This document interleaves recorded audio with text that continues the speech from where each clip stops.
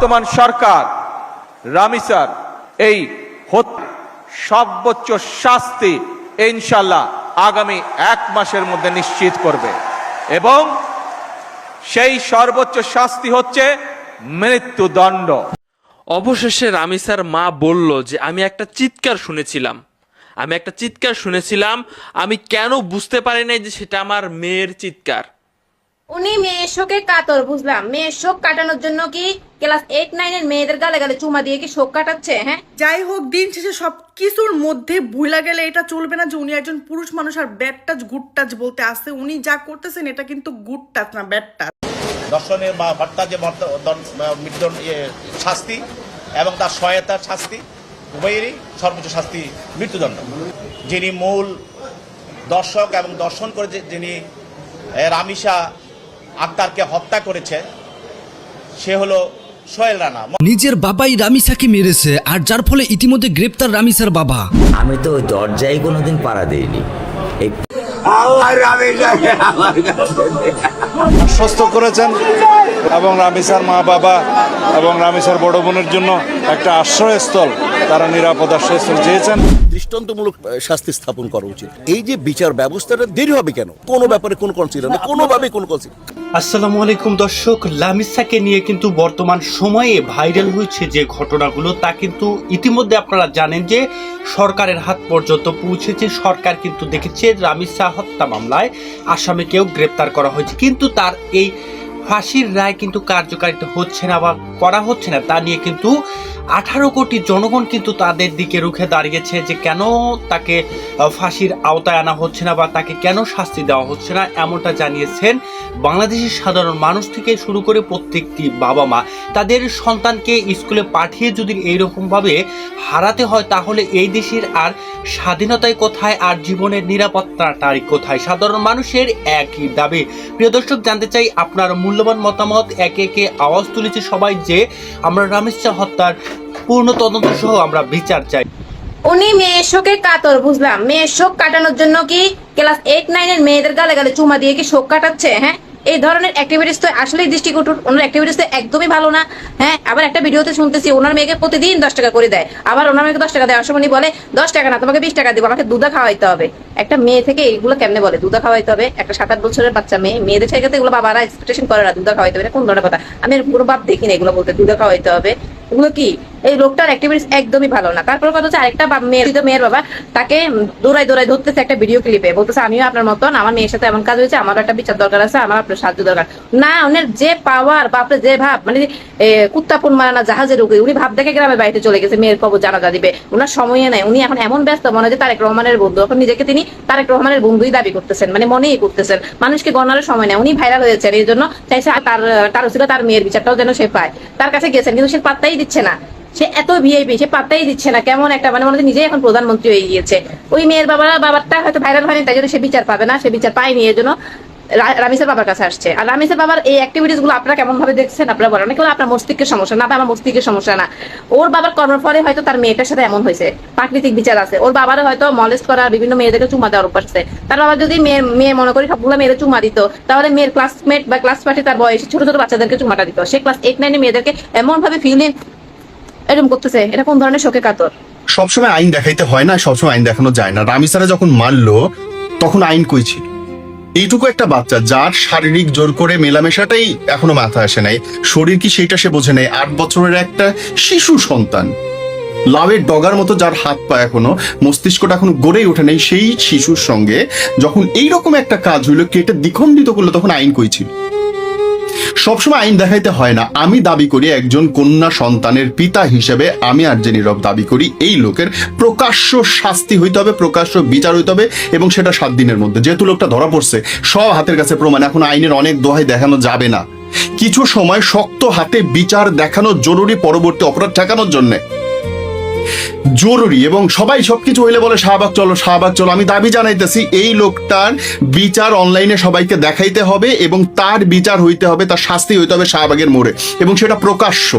প্রতিটি হাতের আঙুল 1 ঘন্টা পর পর কাটে বাদ দিতে হবে, এবং ডাক্তারকে বলতে হবে যে সে যেন মইরা না জানায়, সে যেন বাইচা থাকে, তার প্রতিটা রক্তের ফোঁটা যেন অনুভব করতে পারে কষ্ট কাকে বলে।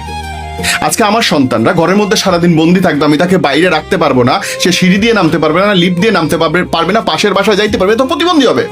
প্রত্যেকটা বাচ্চা প্রতিবন্ধিত্বের শিকার হবে আমাদের ভয়ের জন্য, কারণ আমরা ভয় পাবো তাদেরকে ছাড়তে। আমি যখন লামিসার দাবি চাইতেছি, ঠিক সেই মুহূর্তে আরেকটা নিউজ আমার চোখে পড়লো, এবং সেটা হচ্ছে বনশ্রী সি ব্লকের, আর প্রতিষ্ঠানটার নাম হচ্ছে আল কুরআন ইন্টারন্যাশনাল হিফজ মাদ্রাসা।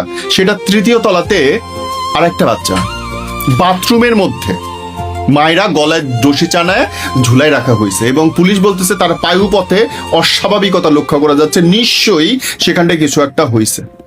3য় শ্রেণীর একটা প্রতিষ্ঠানের নাম কি? মানে লজ্জা কই রাখবো আপনি আমারে বলেন? আপনারা আইনের কথা যদি বলেন যে প্রথাগত বিচারের সঠিকভাবে যাইতে হবে, সুপ্রিম কোর্ট, হাইকোর্ট, জজ কোর্টে করতে করতে আমরা নতুন আরো অনেক কেস দেখবো। এর মধ্যে আমরা প্রত্যেকে আমাদের সন্তানের জন্য একটা অশনি সংকেত সৃষ্টি করে রাখবো, তুই বাইরে যেতে পারবি না, তুই খেলতে পারবি না, কারোর সাথে মিশতে পারবি না। 2 বছর পরে এই বাচ্চাগুলোর কি হবে একবার ভাইবে দেখছেন?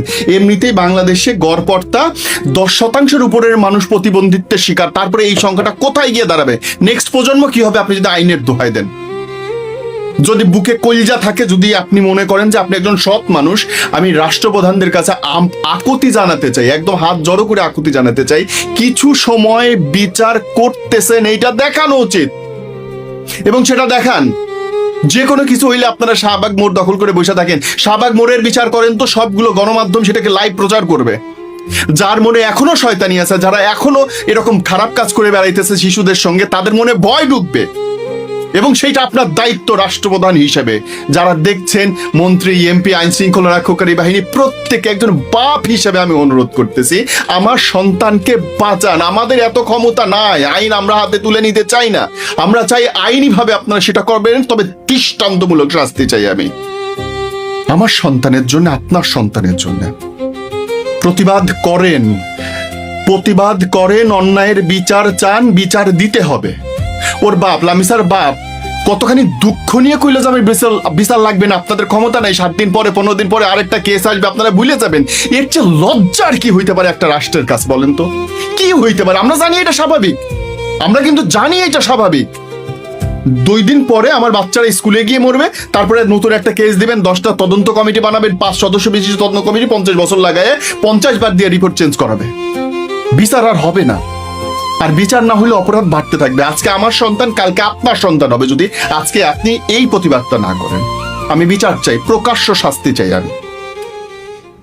মানুষকে যে টাকা দিয়ে কিনে ফেলা যায় সেটা রামিসার বাবাকে না দেখলে বোঝাই যেত না। দেখুন, রামিসার বাবা গ্রামের বাড়িতে গিয়েছে এবং সেখানে তার হাতে মোটা অঙ্কের টাকা পেয়ে রামিসার বাবার মুখে হাসি ফুটেছে। ভুলে গেছে তার আদরের সন্তান রামিসাকে, ভুলে গেছে তার আদরের সন্তান রামিসাকে কতটা কষ্ট দিয়ে পৃথিবী থেকে নাই করে দিয়েছে এইসব বিষয়কে। আসলে এজন্যই বলছি যে টাকাই হচ্ছে আসল সুখ। টাকা দিয়ে ভাই কিনা কেনা যায়। আসলে যে অমানুষ তাকে টাকা দিয়ে কেনা যায়, যে মানুষ তাকে কখনোই টাকা দিয়ে কেনা যায় না। রামিসার যে বাবা রয়েছে, ওনার ফেস স্ট্রাকচার দেখে আমার কেমন জানি একটু গরমিল মনে হচ্ছিল, যে এই লোক এত কান্নাকাটি কিভাবে করে, এই লোক তার মেয়েকে এত ভালো কিভাবে বাসে। আসলে সব কিছুই ভাই অভিনয়। রামিসার বাবা যেভাবে অভিনয়টা করেছে, সে আসলেই জিতেছে। রামিসার বাবা আসলেই ভাই জিতছে, কারণ তার অভিনয়টা সার্থক হয়েছে। সে দেখুন, যদি অভিনয় নাই করতো তাহলে মোটা অঙ্কের টাকা পেয়ে কিছুতেই তার মুখে হাসি ফুটতো না। হ্যাঁ, তাকে তার স্থানীয় যে এমপি রয়েছে সে টাকা দিয়েছে মোটা অঙ্কের, হ্যাঁ সে টাকা পেয়েছে, সে টাকা হাতে পেয়েছে, কিন্তু তার মুখে কেন হাসি আসবে? তার মুখে তো হাসি আসার কথা না, কারণ তার আদরের সন্তানকে যেভাবে পৃথিবী থেকে নাই করে দিয়েছে, কোনো বাবারই তো মুখে হাসি আসার কথা না। কিন্তু এই লোকের মুখে কেন হাসি? আসলে কি বলবো ভাই, বলার কিছুই নেই। টাকা দিয়ে কি না করা যায়? আসলে অমানুষদেরকে টাকা দিয়ে কেনা যায়, মানুষদেরকে কখনো টাকা দিয়ে কেনা যায় না। তো দর্শক শ্রোতা, আশা করছি আপনারা পুরো ভিডিওটি মনোযোগ সহকারে দেখেছেন এবং এখানে কি বলা হয়েছে তাও বুঝতে পেরেছেন। তো এখন চলুন আমরা আরো একটি ভিডিও দেখে আসি। মিরপুরের 7 বছরের মেয়ের যে ঘটনা, রামিসার যে ঘটনাটা, সেটাতে দেখলাম অপরাধীকে গ্রেপ্তার করা হয়েছে এবং 10 দিনের রিমান্ডে নেওয়া হলো। কিন্তু কেন রিমান্ডে নেওয়া হলো সেটা বুঝলাম না ভাই। রিমান্ডে নিয়ে আপনারা কি জিজ্ঞেস করবেন? সে যে অপরাধী সেটা মানে তাকে দিয়ে স্বীকার করানোর পর আপনারা বিশ্বাস করবেন যে সে আসলে অপরাধটা করছে। রিমান্ডে নেওয়ার মানে কি সেটাই তো বুঝলাম না ভাই। সে অপরাধ করছে এটা সবাই জানে, এখন তার একটাই শাস্তি, সেটা হচ্ছে জনগণের সামনে তাকে ফাঁসি দিয়ে দেন। এছাড়া কোনো শাস্তি নাই ভাই। এই যে যে কাজটা করছে, মানে আমি জাস্ট ভাবতেছি যাদের কাছে এই ছোট্ট ছোট্ট শিশু মানে বাচ্চা মেয়েগুলাও নিরাপদ না, তাদেরকে আপনারা মানুষ বলেন কিভাবে? তারা কি মানুষের কাতারে পড়ে? একে আবার রিমান্ডে নিছে, রিমান্ডে নিয়ে কি জিজ্ঞেস করবে সেটা জানি না। সে অপরাধ করছে কি করে না এটা জিজ্ঞেস করবে। সে যদি বলে আমি করে নাই তাহলে ছেড়ে দিতে হবে, তাই তো? রিমান্ডে নেওয়ার মানে কি ভাই? সে অপরাধ করছে, এটা সবাই জানে, এটা প্রমাণিত, সে অপরাধী। তাকে একেবারে জনসম্মুখে ফাঁসি দিয়ে একেবারে শেষ করে দেন, জাস্ট এতটুকুই। এখানে রিমান্ডের কি হইলো ভাই, বুঝলাম না। রামিসা হত্যা মামলার বিচার শুরু হবে ঈদের পরে। মাননীয় আইনমন্ত্রী, আসামিগুলো কি ঈদের ছুটি পাচ্ছে নাকি? ঈদের পরে শুরু হবে আর ঈদের পরে করা হবে, দুই কথা কিন্তু দুই ধরনের, এখানে পার্থক্যটা বুঝতে হবে। মাননীয় আইনমন্ত্রী সাহেব বলল রামিসা হত্যার বিচার শুরু হবে ঈদের পর। শুরু কি? যেইখানে আসামি নিজে স্বীকৃতি দিছে যে সেই ঘটনা সে ঘটাইছে, সমস্ত প্রমাণ আদি আছে এবং নিজে স্বীকৃতি দিছে যে আমি এই ঘটনা ঘটাইছি, তারপরে বিচার শুরু হবে। মানে এইখানে যদি উনি বলতো যে রামিসার বিচার ঈদের পরে করা হবে, তাহলে সেটা আমরা বুঝতে পারতাম। উনি বলল ঈদের পরে বিচারটা শুরু হবে, কোথায় গিয়ে থামবে জানি না, আল্লাহ রাব্বুল আলামিন ভালো জানে। তবে মাননীয় প্রধানমন্ত্রী এবং মাননীয় আইনমন্ত্রীর কাছে একটাই অনুরোধ আমাদের, এই মামলাটা যেন আসিয়ার মামলার মতো না হয়। আসিয়ার হত্যাকারীকে মৃত্যুদণ্ড দিছে আজ থেকে আরো বছর খানিক আগে, এখনো তার রায়টা উচ্চ আদালতে দৌড়াদৌড়ি করতেছে, উচ্চ আদালতে আপিল করে রাখছে, এখন পর্যন্ত রায় কার্যকর করা হয় নাই। আসিয়ার হত্যাকারীকে এখন পর্যন্ত রায় কার্যকর করা হয় নাই, মৃত্যুদণ্ড। এইখানে রামিসার হত্যাকারীর বিচার শুরু হবে ঈদের পরে। আপনাদের কাছে একটাই অনুরোধ থাকবে, রামিসার হত্যাকারীর রায়টা যেন আবার উচ্চ আদালতে রিট না হয় এবং সেইটা যেন উচ্চ আদালতে গিয়ে দৌড়াদৌড়ি না করে, রায়টা যেন অতি দ্রুত কার্যকর করা হয়। গাইস, লামিসার বাবাকে প্রথম যখন লামিসার বাবার ভিডিওগুলো দেখছি তখন অনেক বেশি মায়া লাগছে। আর সবচেয়ে বড় কথা হচ্ছে, আমরা সবসময় এটাই ভাবছি যে একটা সন্তানকে হারাইলে তার বাবার কি অবস্থাটা হতে পারে। তো সেই ক্ষেত্রে আমরা সবাই সাপোর্ট করছি, সেই ক্ষেত্রে আমরা সবাই তার ভিডিও দেখে অনেক বেশি মানে মনের মধ্যে এটা আসছে যে বাবারা এরকমই হয় মেয়েদের জন্য। যাই হোক, দিন শেষে সব কিছুর মধ্যে ভুলা গেলে এটা চলবে না যে উনি একজন পুরুষ মানুষ আর ব্যাড টাচ গুড টাচ বলতে আসছে। উনি যা করতেছেন এটা কিন্তু গুড টাচ না, ব্যাড টাচ, ঠিক আছে? এটা কিন্তু ওনার সর্বপ্রথম জানা উচিত, এক কথা। দ্বিতীয়ত, টাকার কাছে অনেক ভিডিওতে দেখতেছি ওনারা নাকি টাকার কাছে বিক্রি হয়ে যাচ্ছে, অনেক ভিডিওতে দেখলাম। আমার সবচেয়ে বেশি খারাপ লাগছে একটাই, যে একজন মানুষ মানে তার মতোই একজন বাবা আয়শা বলতেছে যে ভাই তুমি যাও না। ওনারা যখন গ্রামের বাড়িতে যাবেন তখন বলতেছে যে ভাই তুমি যাও না, তোমার মেয়ের সাথে যেই কাজটা করছে আমার মেয়ের সাথে সেম একই ঘটনা ঘটছে। উনি কিন্তু এই কথাটা বলছে, কিন্তু এমন ভাবে উনি ভাব দেখায়, লামিসার বাবার কেমন ভাব দেখায়, ওইখান থেকে যাইতেছে মনে হচ্ছে মানে আমাদের প্রধানমন্ত্রীর বন্ধু হয়ে গেছে। দেখেন, এটা আপনার ভাবলে চলবে না যে আপনার প্রধানমন্ত্রীর বন্ধু, ঠিক আছে? আপনার সবচেয়ে সাপোর্ট করা হয়েছে এই কারণেই যে আপনার মেয়েটা ছোট আর খুব নির্মম ভাবে ওকে, যাই হোক, সবাই সাপোর্ট করছে। ইভেন কি আপনার জায়গায় যদি অন্য কোনো মেয়েও হইতো, যদি ওরা অনলাইনে থাকতো, অবশ্যই তারেক রহমান আমাদের যেহেতু সরকার, উনি অনেক ভালো, সবাই জানে ভালো মনের মানুষ, তো এই বিচারটা আপনার ক্ষেত্রে অন্য কারো হইলেও করতে হইতো।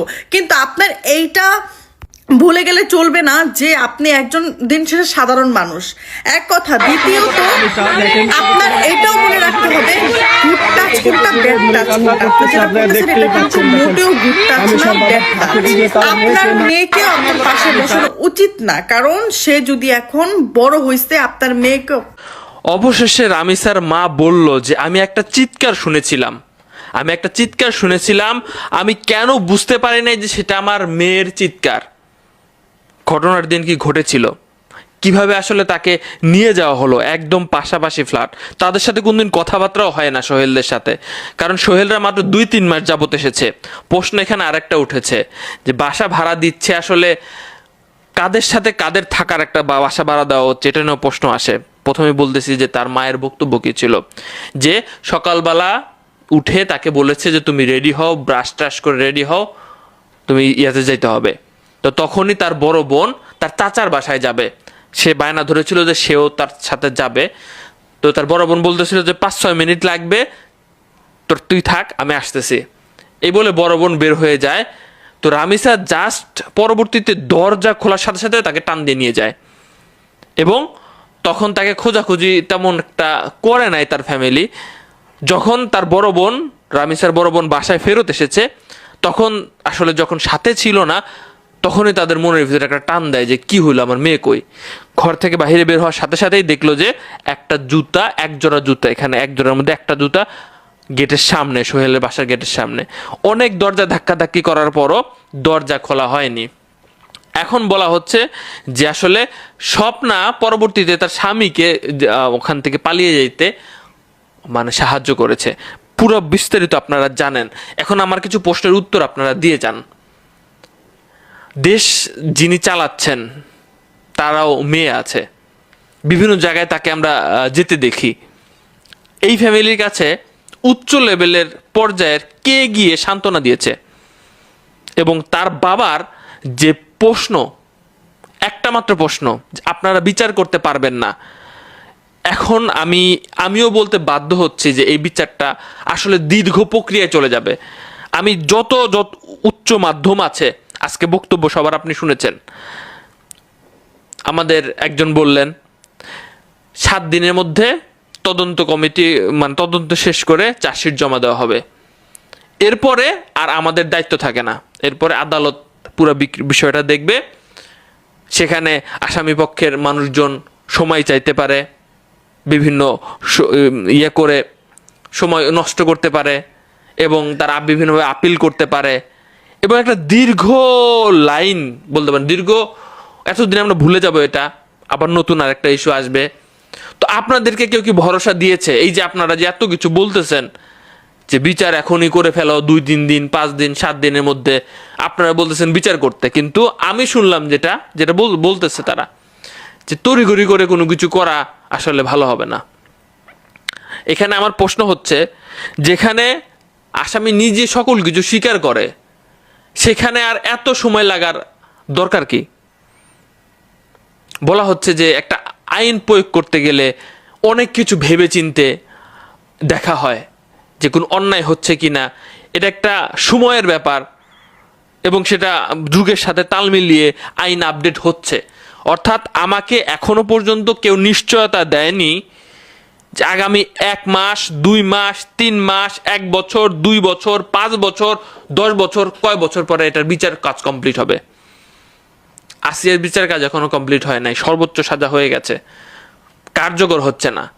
আমি এখনো পর্যন্ত কোনো কিছু নিশ্চয়তা পাই নাই। তার এলাকার মানুষজন রাস্তায় নেমেছে, তার বন্ধু বান্ধবীরা রাস্তায় নেমেছে, সুশীল সমাজ, বিভিন্ন নায়ক নায়িকা থেকে শুরু করে সবাই স্ট্যাটাস দিচ্ছে। আদৌ কি এটা করা সম্ভব? সম্ভব না। আপনি রামিসার কথা বাদ দেন, আগের ঘটনাগুলোরই একটা দৃষ্টান্ত স্থাপন করতে বলেন, পারবে না। এজন্য বললাম যে আসলে প্রকৃতপক্ষে আমি কোনো নিশ্চয়তা পাচ্ছি না। আপনারা এই যে এত ঘাটাঘাটি করলেন ফেসবুকে, কোন মহল থেকে আপনাদের বলেছে যে 10-15 দিন, 20 দিনের মধ্যে সাজা কার্যকর করেছে? এর আগে অনেক আওয়াজ হয়েছে। আসলে এটা আইনের মার প্যাচে দেখানো হয়, বিভিন্ন রকম আইন নিয়ম কানুন দেখানো হয়, অসম্মান করা যাবে না। জানি না আসলে এটা বাস্তব কথা, বিশ্বাস করেন আর না করেন, তাদের চোখ দিয়ে পানি বের হয় না, তাদের চোখ দিয়ে পানি বের হয় না। তাদের কাছে এইটা ডাল ভাতের মতো লাগে এটা একটা বিষয়, কারণ তারা পাচ্ছে সর্বোচ্চ সিকিউরিটি। আপনি আমি যেখানে বাসায় থাকি, যেখানে থাকি না কেন, সন্তান নিয়ে থাকি না কেন, আমাদের বিষয় আমাদেরই আসলে জ্বালা। যার যায় সে বুঝে, যার যায় না সে কখনো বুঝে না। আবার যখন সে খারাপ অবস্থায় থাকে, সে আবার চায় যে তাকে উদ্ধার করা হোক, দ্রুত কাজ কমপ্লিট করা হোক। এটা হচ্ছে চলতেছে। বাজারে আপনি কি খাচ্ছেন, ওই যে এসি রুমে বসে থেকে বোঝা যায় না। আবার উনি যখন এসি রুম থেকে তখন বিতাড়িত হয়ে আমাদের সাধারণ জনগণের কাতারে আসবে, তখন বুঝবে, তখন কথা বলবে। এটা আমি শুরু থেকে দেখে আসতেছি। রামিসার বাবা বলেছিল না যে স্ট্যাম্প দেন আমি লিখে দিব, স্ট্যাম্প দেন আমি লিখে দিব যে এটার বিচার হবে না। উনি একজন মানুষ হয়তো বা হবে যে এতটা আপসেট হয়ে তিনি দেখতেছেন দীর্ঘদিন যে এগুলোর বিচার কেমনে হয়, এতটা আপসেট হয়ে তিনি বলতেছেন স্ট্যাম্প দেন আমাদের, স্ট্যাম্পের ভিতরে লিখে দেব যে এটার বিচার হবে না, এটার বিচার ঝুলে থাকবে দীর্ঘদিন, আমরা ভুলে যাব। আবার নতুন একটা টপিক এসে 10-15 দিনের ভিতরে বাংলাদেশে ঘটতে তো সময় লাগে না, আপনারা ভুলে যাবেন, লিখে দিব আমি বিচার চাই না। এই কথা বলার পরেও আজকে নিউজ হয়েছে, দেখেছেন? আজকে নিউজ হয়েছে, আপনারা দেখেছেন? 7 দিনের ভিতরে তদন্ত কমপ্লিট হবে। আরে বাংলাদেশের মানুষজন কয়দিন মনে রাখে একটা বিষয়, 7 দিনের মধ্যে তদন্ত, এটাই দ্রুত তদন্ত কমপ্লিট হবে। তদন্ত কমপ্লিট হওয়ার পরে এটা আদালত পর্যায়ে যাবে, সেখানে আসলে বলার নিয়ম নাই, হস্তক্ষেপ করার নিয়ম নাই, সবকিছুর উপরে বা ঊর্ধ্বে কি আমরা যেতে পারি না? এখানে দ্রুত সাজা কার্যকর, যে 1 মাসের মধ্যে, আমি তো বেশি বললাম, 1 মাসের মধ্যে 15 দিনের মধ্যে সাজা কার্যকর করে দেখিয়ে দিব। দেখেন তো পরবর্তী 1 বছরে এগুলো কতগুলো ঘটনা কমে যায়। আপনারা দৃষ্টান্ত স্থাপন করতে পারছেন না, ব্যর্থ আপনারা। গত ভিডিওতে আমি একটা কথা বলেছিলাম যে এই ঘটনায় সোহেলের সাথে আরো একজন সহযোগী ছিল। অনেকে বলতেছিলেন যে এটা সেই সহযোগী কে, ধরলো না কেন, বা এটা আপনি কোথায় পেলেন? আপনি কালোর কণ্ঠ নিউজ দেখেন, এবং এখানে বলা হচ্ছে যে তার স্ত্রীকে ঘরের ভিতরে নাকি সিটকানি দিয়ে আটকে রাখছিল ঘটনার সময়। আবার কিছু কিছু পত্রপত্রিকা এসেছে যে স্বপ্নাই, অর্থাৎ তার সোহেলের স্ত্রী, এই মেয়েটাকে ভুলিয়ে ভালিয়ে নিয়ে গেছে। ক্লিয়ার না আমাদের কাছে। এখন সেই 3য় জনকে ধরা হয়নি বা তদন্তের স্বার্থে তাদের কথা প্রকাশ করা হয়নি। তবে মেইন কালপিট যে সোহেল, এই মেইন কালপিট, যেটা বলতেছিলাম, এখানে আমরা 7 দিন, আপনাদের আসিয়ার কথা মনে আছে? কয় বছর? 1 বছর তো পার হয়ে গেল। প্রশ্ন করা হয়েছে যে 1 বছর পার হয়ে গেল, সর্বোচ্চ সাজা হইল, কার্যকর হয় না কেন? আইনমন্ত্রীকে প্রশ্ন করলেন, এটা আমাদের কাছে না, এখানে আমরা হস্তক্ষেপ করতে পারি না। কি পাওয়ারে, কোন শক্তিতে এগুলা আটকে থাকে সেখানে? জনগণ হাজার প্রশ্ন করলে উত্তর পাবেন না আপনারা। হাজার ফেসবুকে হাজার লেখালেখি করলে, হাজার নামলেও উত্তর পাবেন না। জোর করে বাংলাদেশ থেকে আদায় করে নিতে হয়। আপনারা দেখেছেন মেয়েটার চুলগুলো? দেখেছিলেন? আপনারা দেখেছিলেন বালতির ভিতরে? আপনি জাস্ট তার আগে তার যে খায়েশ এ কিন্তু তার স্ত্রী থাকা সত্ত্বেও এমন ঘটনা ঘটেছে। সে তার স্ত্রীর সাথেও অন্যরকম বিষয়, তার স্ত্রী জন্ম দিতে দিচ্ছে যে এর রুচি ভালো না। আমি বিস্তারিত বলতে চাইতেছি না, আমি বিস্তারিত বলতে চাইতেছি না। স্ত্রী তো বাসাতেই ছিল না, মাত্র 2 মাস আগে সে বাসায় উঠেছে। 2 মাস আগে উঠেছে। 17 বছর যাবত রামি সারা সেখানে ছিল। পাশাপাশি, আপনারা ফ্ল্যাটটা দেখেছেন না? পাশাপাশি, একদম পাশাপাশি, এক টান দিয়ে ঘরের ভিতরে নিয়ে চলে যাওয়া যায়, এরকম এক পরিস্থিতি। একটা জুতাকে কেন্দ্র করে তারা খুব তাড়াতাড়ি বুঝতে পেরেছিল, কিন্তু তারা দরজা খোলে নাই ভিতর থেকে, তার স্ত্রী দরজা খোলে নাই। পালিয়ে যেতে স্বামীকে সাহায্য করতে হবে, সবসময় সাহায্য করতে হবে। স্বামীকে পালিয়ে যেতে সাহায্য করেছে।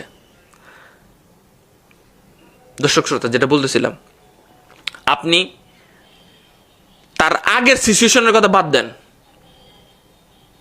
আপনি জাস্ট কল্পনা করেন নিজের সাথে যে কিভাবে তাকে দুনিয়া থেকে বিদায় করে দেওয়া হয়েছে। বর্ণনা শুনেছেন না? খাটের নিচে, আবার বাথরুমে, বিস্তারিত বলা যায় না এখানে বিভিন্ন করার জন্য। আপনি নিজেকে কল্পনা করেন, ওর কথা তো বাদ দিতেন, আপনি নিজেকে ওই স্থানে কল্পনা করেন কোন পর্যায়ে চলে গেছে। আসলে যে বললাম, জোর করে আদায় করা না করলে গেলে বাংলাদেশে কিছু আদায় করা যায় না। ওই যে আর যে কিবরিয়া বলতেছিল যে মেয়েদের বাবাদেরকে দিয়ে দেন, তারা নিজেদেরটা নিজেরাই বুঝে নিবে। অনেকে বলতেছে যে এই সভ্য সমাজ ইনভেস্টিগেশন যাই বলে না কেন, বাংলাদেশের ইতিহাসে, বাংলাদেশের গত 55 বছর ইতিহাসে এত দ্রুত কোনো মামলার মানে অ্যাক্টিভিটিস আপনারা আমার মনে হয় না দেখছেন। সেটা হলো যে রামিসার ঘটনাটা। আপনারা তো জানেন ওই যে পল্লবীতে কি ঘটনা ঘটছে। মাত্র 2nd ক্লাসে পড়ে, বুঝছেন, মাত্র 2nd ক্লাসে পড়ে, 2য় শ্রেণীর একটি ছাত্রী, সেই রামিসার কথাই আমি বলছি। তো এখন ওই 19 তারিখে যখন এই বদমাশটাকে ধরে নিয়ে আসে পুলিশ, তারপরে তো আলামত যা কিছু আছে তার রামিসার ফ্ল্যাটের পাশের ফ্ল্যাট থেকে, তো আপনারা সবই জানেন, এগুলো আমি বলতে চাচ্ছি না, কারণ এগুলো বললে আসলে মেজাজ ঠিক থাকে না, বুঝছেন, নিজের মনটা খারাপ হয়ে যায়। আমার ঘরে 2টা ছোট ছোট বাচ্চা আছে।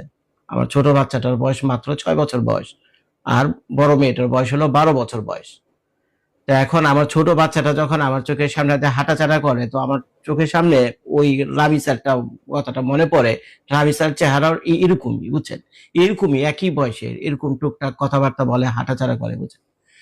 তো এখন কি আর করা বলেন, যা ঘটার ঘটছে। কিন্তু এখন যে কাজটা করতে হবে সেটা হলো এই ঘটনা যাতে দ্বিতীয়বার আর না ঘটে। আর এই ধরনের ঘটনা যদি দ্বিতীয়বার আপনারা না ঘটাতে চান, আর কেউ যাতে এই ধরনের ঘটনা দ্বিতীয়বার না ঘটায়, সেটার জন্য আপনাদেরকে যা করতে হবে সেটা হলো যে কিনা অপরাধী, তাকে এমন একটা সাজা দিতে হবে যেই সাজা দেখে বাকি যারা রয়েছে, যা এইসব ইতর বদমাইশ আমাদের সমাজে যারা রয়েছে, তারা যাতে 10 বার ভাবে যে আমি যদি এই কাম করি তাহলে কিন্তু আমার আর রক্ষা নাই।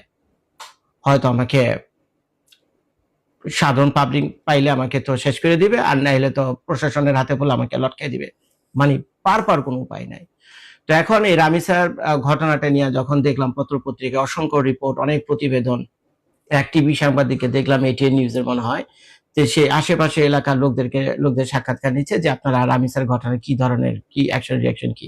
মোটামুটি সবাই, যে 2-4 জন ক্যামেরার সামনে কথা বলছিল, সবাই বলছিল যে বাংলাদেশে তো অনেক মবই হয়, মব দিয়ে অনেক ভালো কাজও হয়, মব দিয়ে অনেক খারাপ কাজে, মব দিয়ে খারাপ কাজই বেশি হয়, ভালো কাজ কমই হয়। কিন্তু এই মবকে ব্যবহার করে তো আমরা একটা ভালো পুণ্যের কাজও করতে পারি। সেটা হলো এত আইন আদালত বিচার আচারের ধারে না গিয়া, সে যেহেতু স্বীকৃত একজন অপরাধী, সে স্বীকারও করছে সোহেল সে ডেঞ্জারাস লেভেলের একটা ড্রাগস সে নিয়েছিল সেদিন। কোনো সুস্থ মানুষের পক্ষে তো এটা সম্ভব না, সেটা আমরা জানি। এখন ড্রাগস নিয়ে খাক, মদ খাক, এই খাক সেই খাক, যাই করে করো, ক্রাইম তো সে একটা করছে, তো এটা দিয়ে তো ক্রাইমকে হালকাভাবে দেখার কোনো সুযোগ নেই। তো সেই যাই হোক, সেই বদমাইশটাকে এই জনগণের হাতে, মবের হাতে ছেড়ে দেওয়ার জন্য দেখলাম সবাই বলতেছে ক্যামেরার সামনে। তো আমি ভেবে দেখলাম কথাটা খারাপ বলেনি। এখন মব দিয়ে তো কত হারাম কাজকেও হালাল করা যায়, আর হালাল কাজকেও হারাম করা যায়, যাই তো মবের মাধ্যমে। তো এখন 2-4টা সোহেলকে যদি আমরা মবের হাতে ছেড়ে দেই, 2-4টা সোহেলকে যদি আমরা মবের হাতে ছেড়ে দিই, আমি তো দোষের কিছু দেখি না ভাই, দোষের কিছু দেখি না। তো যাই হোক, থ্যাংক ইউ দেই সেই সব ভাই বোনদের যারা এই ধরনের প্রতিক্রিয়া অন্তত জানাইছেন। মানে দেখে মনে হয়েছে যে তারা কতটা ক্ষুব্ধ এবং মানে কতটা আতঙ্কিত, যে কারণে মানুষ এই কথা বলে যে আমাদেরকে আমাদের হাতে ছেড়ে দেন, আমরা তালিবান স্টাইলে আমরা যা করার করে দিই। বুঝছেন তো তালিবান স্টাইলে কি করে। তো এখন যেটা আমি ভিডিওর শুরুতে বলছিলাম, যে বাংলাদেশের ইতিহাসে এত দ্রুত কোনো মামলার কার্যক্রম আপনারা দেখেননি, বুঝছেন। 19 তারিখে যখন ঘটনা, 19 তারিখের একদিন আগে ঘটনাটা ঘটে, 19 তারিখে তার দেহ উদ্ধার করা হয় পাশের ফ্ল্যাট থেকে, এটা তো আপনারা জানেন। তারপর 24 ঘন্টার ভিতরে সোহেলকে অ্যারেস্ট করা হয় কি নারায়ণগঞ্জ থেকে, নাকি তার 24 ঘন্টার ভিতরে সোহেলকে অ্যারেস্ট করা হয় 20 তারিখে নারায়ণগঞ্জ থেকে। তারপরে 22 তারিখে সে 164 ধারায় আদালতে সে জবানবন্দি দেয়, নাকি 164 ধারা আদালতে জবানবন্দি দিল 22 তারিখে। আর আজকে ভিডিওটা করছি হলো আমি 23 তারিখে। তো 23 তারিখে কি হচ্ছে, যেদিন জবানবন্দি দেয় 164 ধারায়, সেদিনই তার ডিএনএ সংগ্রহ করে ওই মেয়ের শরীরে যে ডিএনএ পাওয়া গেছে, আপনারা তো জানেন এই ধরনের ঘটনা ঘটলে একজনের ডিএনএ আরেকজনের শরীরে ডিএনএ থাকাটাই স্বাভাবিক। এবং এই ধরনের মামলায় ডিএনএ কিন্তু একটা বিরাট একটা প্রমাণ, যে কোনো সভ্য দেশে ডিএনএ রিপোর্টটাকে ফলো করে। তো এখন সেই ডিএনএ 24 ঘন্টার ভিতরে, 22 তারিখে তো সে স্বীকারোক্তি দিয়েছে, 164 ধারা জবানবন্দি দেওয়ার পর 21 তারিখ 164 ধারা জবানবন্দি দেওয়ার পর 22 তারিখে কি করছে, তার ডিএনএ স্যাম্পল পাঠানো হয়েছে বাংলাদেশ সিআইডি তে।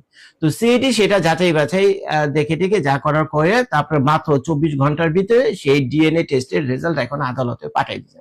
তো এখন খেয়াল করে দেখেন, 19 তারিখে আলামত সংগ্রহ, দেহ উদ্ধার করা হয়, 20 তারিখে তাকে অ্যারেস্ট করা হয়, 21 তারিখে তাকে কি করা হয়, আদালতে নিয়ে যাওয়া হয়। আদালতে সে 164 ধারা যে অপরাধ স্বীকার করে। 22 তারিখে তার ডিএনএ স্যাম্পল ঢাকার সিআইডি তে পাঠানো হয়। 23 তারিখ, এখন এই মুহূর্তে যখন ভিডিওটা করছে মাত্র কয়েক ঘন্টা আগে, তার ডিএনএ স্যাম্পল এখন কোর্টে। তো এখন ডিএনএ স্যাম্পল যখন কোর্টের হাতে থাকবে আর সবকিছু এভাবে খোলাম মানে হয়ে যাবে, প্রমাণ হয়ে যাবে, বুঝছেন, তাহলে তার কোনো বাধা থাকে না। তার মানে বাংলাদেশের ইতিহাসে প্রথম মাত্র 14 দিনের ভিতরে আপনারা একটা মামলার রায় শুনতে যাচ্ছেন। আলহামদুলিল্লাহ বলেন সবাই, আলহামদুলিল্লাহ। আমি তো মন থেকে আলহামদুলিল্লাহ বলি, কারণ বাংলাদেশের প্রশাসনের কাছে এই ধরনের আশা করা, বুঝছেন, মানে এই ধরনের কোনো কিছু আশাই করা যায় না। আমরা স্বপ্নেও ভাবি না যে বাংলাদেশের প্রশাসন, বাংলাদেশের পুলিশ ভাইয়েরা, বাংলাদেশের সিআইডি ভাইয়েরা, প্লাস বাংলাদেশের সরকার যারা রয়েছে তারা, বুঝছেন, তো এত দ্রুত একটা করতে পারে। মানে আমি মুগ্ধ হয়ে এলাম। এটা মনে সারা দুনিয়ার ইতিহাসে চাঞ্চল্য সৃষ্টি করবে। মাত্র 2 সপ্তাহের ভিতরে মামলার রায় পর্যন্ত দিয়ে দেওয়া হবে।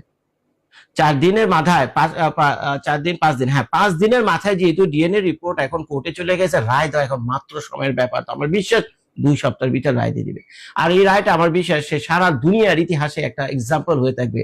দুনিয়ার বিভিন্ন দেশের আদালতে হয়তো বাংলাদেশের উদাহরণ দিবে যে দেখো বাংলাদেশে রামিসা নামের একটা মেয়ে ছিল, 7 বছরের মেয়ে, দেখো তার ঘটনাটা কিভাবে ঘটছিল এবং বাংলাদেশ সরকার কিভাবে এটা দ্রুত মামলার যত ইনভেস্টিগেশন আছে, যত চার্জশিট আছে, যা ডিএনএ রিপোর্ট যা সংগ্রহ করা দরকার করে দেখো 2 সপ্তাহের ভিতরে রায় দিয়ে এটা লটকাই দিছে। ইতিহাস বের হইলো ভাই, ইতিহাস বের হইলো। ধন্যবাদ দেই বর্তমান সরকারকে, ধন্যবাদ দেই বিরোধী দলে যারা ছিল তাদেরকেও।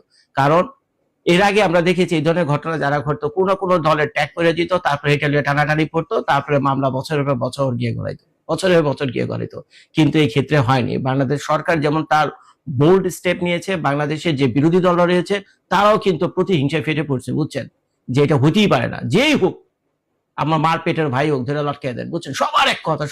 এবং আরো তাজ্জবের ব্যাপার, বাংলাদেশে যে আইনজীবী সমিতি যারা সদস্য রয়েছেন, হাইকোর্ট, সুপ্রিম কোর্টে সবাই এক কথায়, বুঝছেন, এই মামলার দিকে তাকে পর্যন্ত দেখেনি। তার আত্মীয় স্বজন তো বিভিন্ন জায়গায় লয়ার নেওয়ার জন্য চেষ্টা করছে, বাংলাদেশে কোনো লয়ার মামলা পর্যন্ত দেয়নি। চিন্তা করতে পারেন। তো যাই হোক ভাই, এত খারাপ সংবাদের ভিতরে রামিসার এই ঘটনা আসলে আমি সকাল আমার মনে আজকে আমার সারা দিনটা ভালো যাবে, বুঝছেন। এরকম একটা নিউজ দেখে যখন দেখলাম ডিএনএ রিপোর্ট এসে পড়ছে আদালতের কাছে, তখন আমার গায়ে লোম দাঁড়িয়ে গেছে। আমি কি কিভাবে সম্ভব যে ডিএনএ রিপোর্টের জন্য আদালতকে মাসের পর মাস অপেক্ষা করতে হয়? হাজার এই ধরনের কেস এখন কোর্টে ঝুলে রয়েছে শুধুমাত্র একটা ডিএনএ রিপোর্টের কারণে। কারণ বাংলাদেশে 2টা জায়গায় ডিএনএ করা হয়, একটা হলো ঢাকা মেডিকেল কলেজে, আর একটা আছে সিআইডির কাছে, এছাড়া বাংলাদেশের নাই। আর প্রত্যেকদিন শত ঘটনা বাংলাদেশে ঘটতেছে। তো এখন এই ধরনের ইনকম্প্যাটিবিলিটির কারণে তো সব ডিএনএ রিপোর্ট যাচাই বাছাই করে দ্রুত এটা আদালতে দেওয়া সম্ভব না তাদের পক্ষে। এটা বাংলাদেশের প্রশাসনিক দুর্বলতা, এটা তো বাংলাদেশের প্রশাসনের সরকারের দুর্বলতা, যার ফলে মানুষ ন্যায় বিচার পায় না। কিন্তু তারপরেও এই রামিসার ব্যাপারটা যে মাত্র এই 5 দিনের ভিতরে ডিএনএ রিপোর্ট সহ চার্জশিট যা ফাটাই বালাইছে ভাই, কোর্ট ফাটাই বালাইছে, বুঝছেন। তা আপনারা ওয়েট করেন, আগামী 3-4 দিনের ভিতরে এই রামিসার রায় আপনারা পেয়ে যাবেন। দোয়া করি আল্লাহ তাআলার কাছে, যেসব বাবা মা তাদের সন্তান হারিয়েছে, ছোট শিশুদেরকে হারিয়েছে, যেই হোক না কেন, বুঝছেন, তাদেরও বিচার যাতে এইভাবে হয়। এবং বাংলাদেশ সরকার যদি এটাকে চালিয়ে নিতে পারে, যে দ্রুত বিচার রামিসার ক্ষেত্রে করলো, এই ব্যাপারটা যদি চালিয়ে যেতে পারে, তো বহু মানুষের দোয়া থাকবে এই সরকারের উপর, বহু মানুষের দোয়া থাকবে।